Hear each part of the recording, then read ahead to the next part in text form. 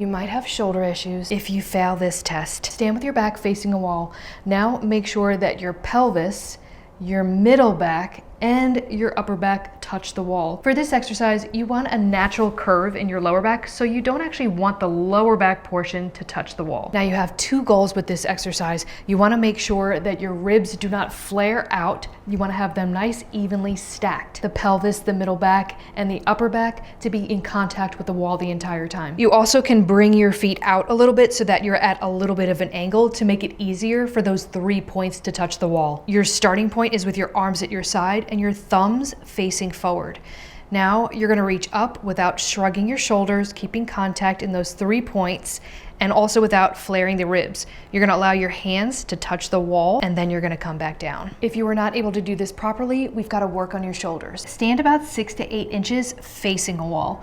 Now place your forearms on the wall. You want to make sure that your elbow is in line with your shoulders. You're also going to create a slight V shape. Make sure that your ribs are stacked and they're not flaring, and also make sure that when you reach overhead, you're not shrugging your shoulders. You want to keep them down and back. In this position, glide your arms up until your forearms roughly reach the height of your forehead.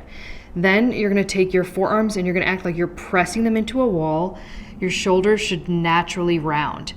Then you're going to come back in and you're going to bring your arms down. You're going to do 2 sets of 8 to 10 reps of these with that slow and controlled movement. This movement helps the shoulders upwardly rotate the way they should. It also helps those ribs from flaring during overhead movements. It also fixes front-sided stiffness that might have caused you to fail the test in the first place. This improves movements like when you reach overhead, and even something like putting on a sweater or a jacket. For this last exercise, grab a towel to place your forehead on. Lie face down and place your forehead on this towel. With your arms at your side, you're going to lift them slightly and then sweep them around and bring them up into a Y position. Point your thumbs up and raise up just a fraction and hold. Now you're going to come back down, sweeping your arms down to the side, and you're going to do 2 sets of 8 to 10 reps of these. This strengthens the lower traps, the posterior cuff. It also reduces front of shoulder pinching, improves scapular mobility and stability. It helps reduce neck tension, and it also creates better posture.